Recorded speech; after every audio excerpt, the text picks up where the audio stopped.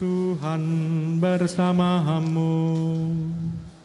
Dan bersama rohmu. Inilah Injil suci menurut Santo Matius. Dimuliakanlah Tuhan. Sekali peristiwa, bersabdalah Yesus kepada orang banyak dan kepada murid-muridnya, ahli-ahli Taurat dan orang-orang Farisi telah menduduki kursi Musa.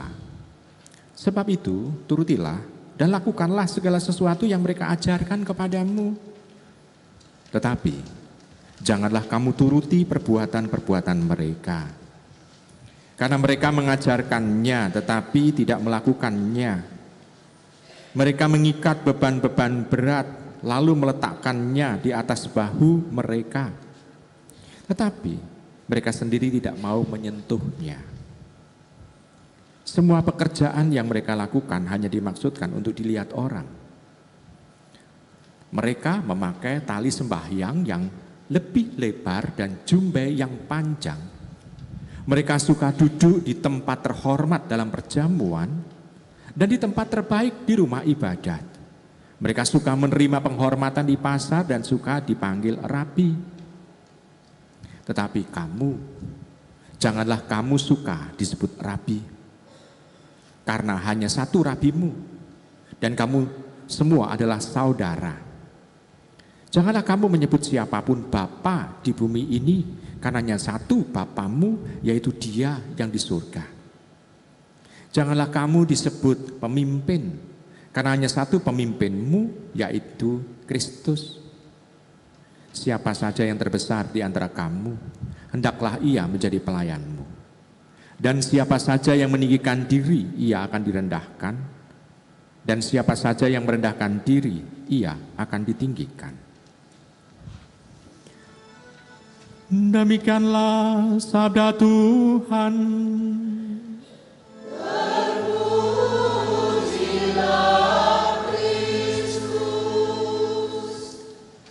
Ibu, Bapak, Saudari, Saudara terkasih dalam Yesus Tuhan. Alasan supaya para murid itu mendengarkan apa yang diajarkan oleh ahli Taurat dan orang Farisi, karena mereka adalah pewaris sah kursi Musa, yakni pemimpin bangsa dan juga pemimpin agama. Karena mereka mempunyai semacam istilahnya legitimasi, pemimpin sah, baik dalam soal iman maupun dalam soal kedudukan kemasyarakatan. Maka apa yang diomongkan itu harus didengarkan. Tetapi Tuhan Yesus tahu bahwa mereka tidak bisa menjadi teladan di dalam kehidupannya. Nah, kalau Tuhan sudah bersabda seperti itu, sebetulnya yang diharapkan apa sih? Sebetulnya dalam kehidupan beriman, bukan hanya apa yang kelihatan saja yang dipentingkan. Bisa saja dalam tata peribadatan, dalam tata perayaan, itu lebih meriah, megah, bisa saja. Tempat ibadat bisa dengan indah, luas. Tetapi apakah orang yang berdoa dan menggunakan tempat ibadat itu dan orang yang berdoa di situ juga mempunyai aspek-aspek yang sesuai dengan apa yang kehendak Allah, yakni aspek-aspek kemanusiaan. Tindakannya penuh dengan kasih, kebaikan yang menonjol. Apakah itu yang lebih diutamakan? Mana yang dalam keutamaannya yang lebih diperlihatkan? Kemegahan tempat, kemegahan upacaranya, kemewahan, atau kesesuaian karena ibadat itu membuahkan nilai-nilai. Aspek kemanusiaannya ada, aspek kepersatuannya ada, aspek kasihnya tampak. Lebih mana yang diutamakan? Halo? Lebih mana yang diutamakan, Ibu Bapak? Mana yang diutamakan? Baik, sekarang kita bisa melihat, kita lihat aja, kita tanya. Kalau Anda datang ke gereja, apa yang Anda pikirkan terlebih dahulu? Datang ke gereja. Biasanya adalah tempat duduk. Betul? Karena ada beberapa orang yang kalau duduk selalu di situ saja, dan kebetulan dia terlambat, dia berpikir, aduh guru-guru ini telat, gitu. Maka tempat duduknya sembarangan. Yang dia pikirkan adalah selama ibadat itu apa? Gelo, kecewa karena tempat duduknya sudah ditempati orang lain. Nah kalau sudah ditempati oleh orang lain gitu, apakah bisa berdoa? Bisa? Enggak. Kenapa? Karena pikirannya adalah kurang pagi datangnya, oh kok keduluan dengan umat yang lain. Mungkin dalam hatinya juga marah-marah karena orang lain itu menduduki tempatnya. Ini baru ngomong tempat duduknya. Ini salah satu contoh. Yang diutamakan mananya? Berdoa menghadap hadirat Tuhan atau tempat di mana dia duduk. Gitu ya. Ini kan juga suatu guyonan yang bisa kita pikirkan bahwa kita seringkali justru lebih mendahulukan yang pokoknya saya senang. Begitu kan? Ini itu yang dilakukan oleh ahli Taurat dan orang Farisi.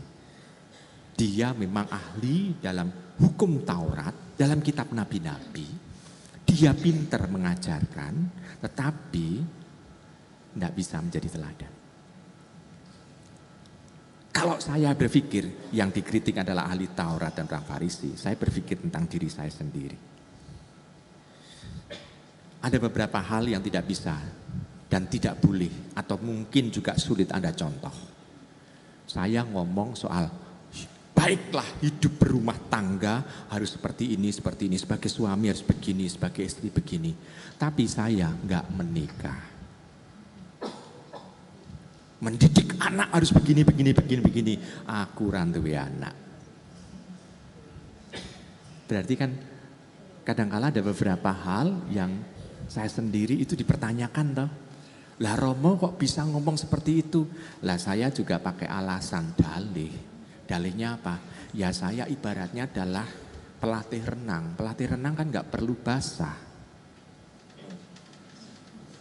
Kalau tentara, saya menjadi komandan. Komandan kalau menyuruh prajuritnya lari 5 kali keliling lapangan, itu nggak apa-apa. Tapi komandannya kan nggak ikut lari. Tapi kalau anak buahnya itu letoy dalam lari, dia bisa marah-marah kepada anak buahnya. Betul? Yang tentara bisa menjawab itu. Nah, demikian juga dengan kita, ibu bapak. Kalau ini kan dalam kehidupan bermasyarakat. Tetapi kalau dalam kehidupan beriman, Tuhan lebih melihat bukan aspek bagaimana kita itu beribadahnya. Doanya apakah sudah benar, apakah doanya itu sudah berurutan, apakah sebutan-sebutan atau kata-katanya sudah teratur, tertata rapi. Dan kita juga mengenakan pakaian yang pantas dan layak selama hidup kita tidak mencerminkan nilai yang berasal dari Tuhan, kita bisa mengatakan percuma. Kenapa? Karena kita tidak bisa hidup sesuai dengan kehendak Allah. Nah, sekarang saya mau tanya dulu, siapa yang hari Minggu yang lalu pergi ke gereja? Pergi ke gereja semua? Pergi? Baik. Mendengar khotbah romonya? Mendengar? Mendengar? Ada ajakan untuk berbuat baik enggak? Dilakukan? Halo? Dilakukan enggak? Paling komentarnya tuh, khotbah Romo nyelekit. Khotbah Romo itu bikin telinga panas misalnya. Oh khotbahnya baik, oh khotbahnya jelek, oh khotbahnya kepanjangan, oh khotbahnya gini. Yang dinilai kan itu. Tapi apakah kita juga dengan mungkin kata-kata yang agak membosankan, apakah itu mengubah diri kita supaya kita bisa sesuai? Bukan berarti oh romonya saja tidak menghidupi. Ya kalau romonya khotbah mengenai hidup berkeluarga ya tidak harus menghidupi. Benar kan? Kalau romonya juga misalnya meminta supaya ibu bapak menyiapkan anak-anak supaya bisa menjadi romo atau suster gitu. Romonya kan tidak harus membuat anak-anaknya itu menjadi romo dan suster kan. Wong ora entuk gawe ya. Berarti kan hanya bisa ngomong romonya. Nah, ibu bapak sudah terkasih. Nah, kita sebetulnya mau disetel oleh Tuhan supaya hati kita berubah sesuai dengan apa yang dikehendakinya. Dengan kita mampu untuk menghidupinya, maka setiap apa yang menjadi rencana Tuhan akan bisa terwujud di dalam kehidupan kita. Semua doa-doa kita pun itu bisa kita wujudkan. Kita berdoa memohon kepada Tuhan, selalu meminta agar kebaikan-kebaikan itu terjadi dalam kehidupan kita. Kita meminta kepada Tuhan supaya apa yang kita butuhkan bisa terpenuhi. Tetapi kalau kita sendiri tidak bisa menghidupi apa yang menjadi rencana Tuhan dan berusaha untuk mewujudkan bersama dengan Tuhan apa yang mau kita kehendaki, bagaimana itu bisa terjadi? Karena kita sendiri seolah-olah hanya sekedar memerintah Allah. Sediakan ini, sediakan itu. Seolah-olah Tuhan itu menjadi penyedia segala sesuatu apa yang kita butuhkan. Padahal kita mampu untuk melakukannya. Nah, ibu bapak, saudara terkasih dalam Yesus Tuhan. Maka bagi Tuhan yang penting adalah kita harus memfokuskan diri kepada Tuhan. Kalau fokus kita kepada Tuhan, maka kita mampu untuk mendengarkannya dan bisa melakukannya. Sedangkan kalau kita masih memfokuskan ke hal-hal yang lain di luar Tuhan, maka Tuhan seolah-olah mempunyai saingan dalam kehidupan kita. Tuhan sendiri dalam nasihatnya, dalam akhir Injil yang kita dengar itu, hanya satu rabimu, hanya satu bapamu, hanya satu Tuhanmu. Maka fokusnya jangan mempertuhankan yang lain. Ya ini kesibukan kita, hobi kita, kebiasaan kita, atau juga aktivitas-aktivitas yang mungkin kita nilai, oh ini adalah ibadat kita. Nah, ibu bapak, saudara yang terkasih dalam Yesus Tuhan.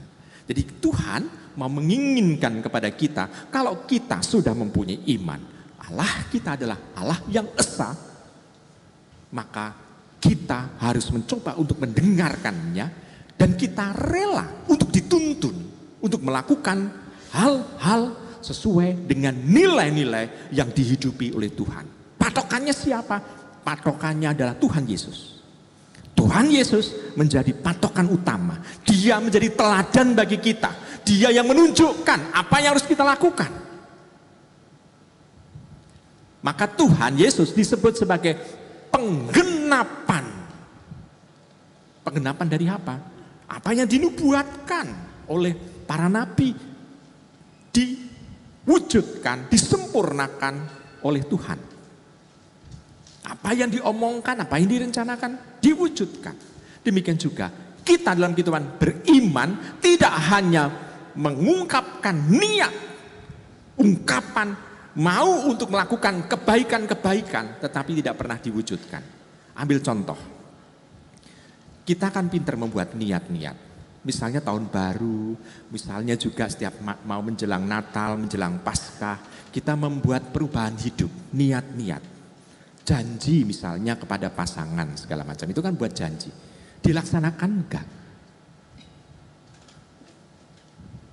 Dilaksanakan enggak? Nah, di sini kita juga bisa bertanya-tanya dalam diri kita sendiri. Oh, ternyata kita mudah untuk berbicara.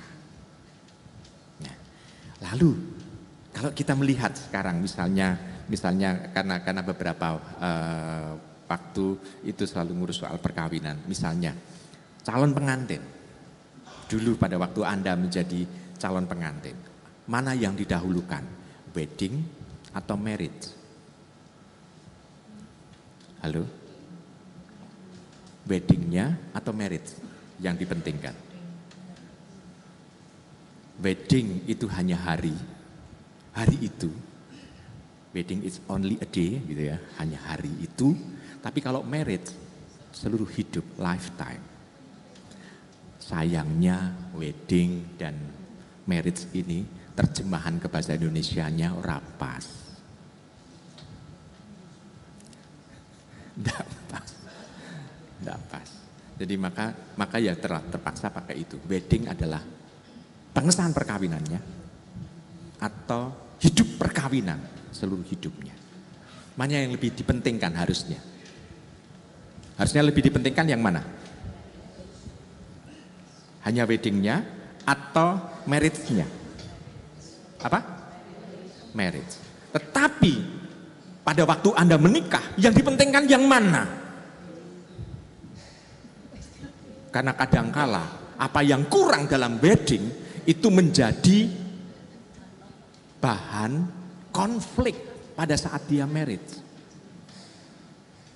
Wah, gara-gara kita banyak makan sehingga jadi gemuk, sehingga pakaian yang sudah disiapkan selama sebulan itu menjadi kekecilan. Maka dia kecewa dengan weddingnya mungkin. Kenapa? Karena badannya terlalu lebih gede dibanding dengan bajunya. Ini antara lain. Karena saya takut kalau memberikan contoh-contoh yang spesifik. Karena takut itu ada dalam diri Anda alami. Nah, Ibu Bapak, Saudara terkasih.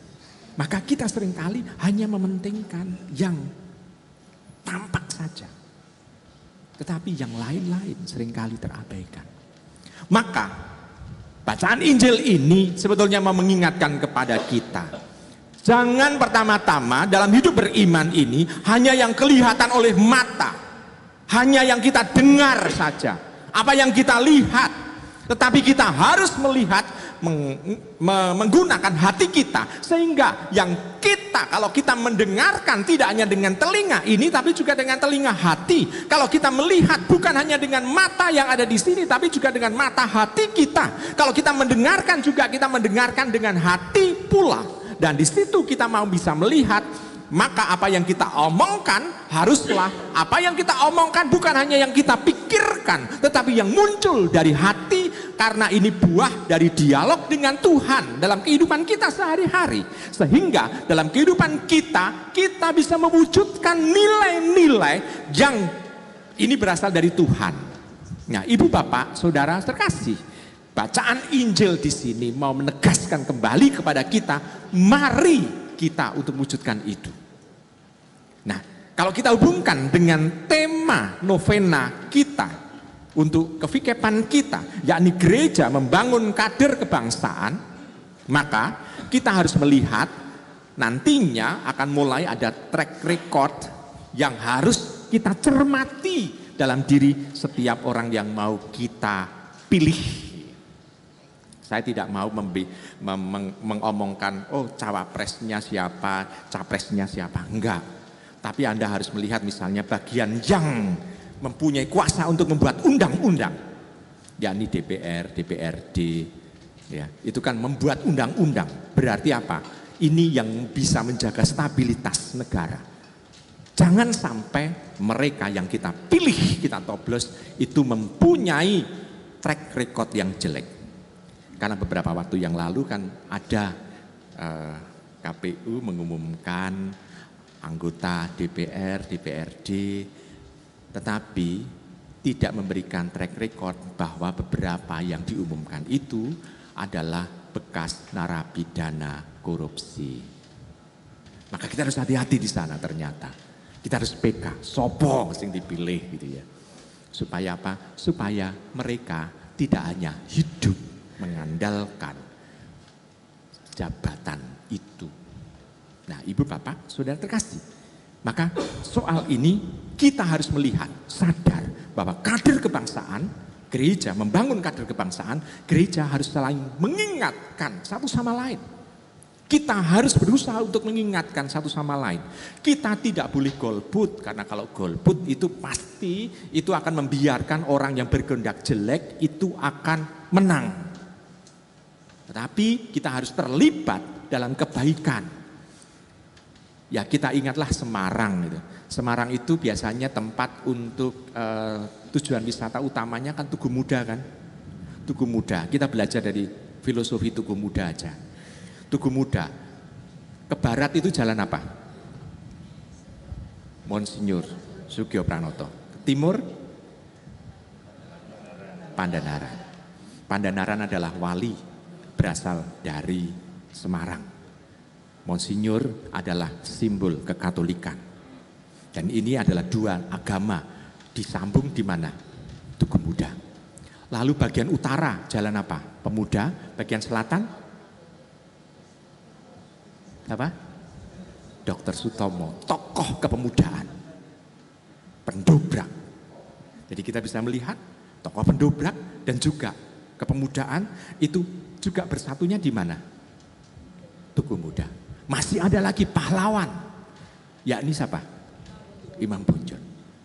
Ketemunya nanti Tugu Muda. Maka kita sebetulnya kalau melihat Tugu Muda, Anda harus melihat aspek kebersatuan, aspek di mana kita tidak melihat sopo tokowe, tetapi kita melihat bahwa kita adalah satu, yakni mempunyai kehendak berbuat baik. Kita kader kepemudaan, kita kader sesuatu yang indah, yang baik, maka kita harus melihat siapa dia yang mau kita pilih. Maka kita harus ingat tentang Tugu Muda. Tugu Muda itu kan lancip, berarti naik toblosan ingat Tugu Muda. Kan lancip kan. Jadi yang harus mempersatukan segala macam itu harus dilihat ya.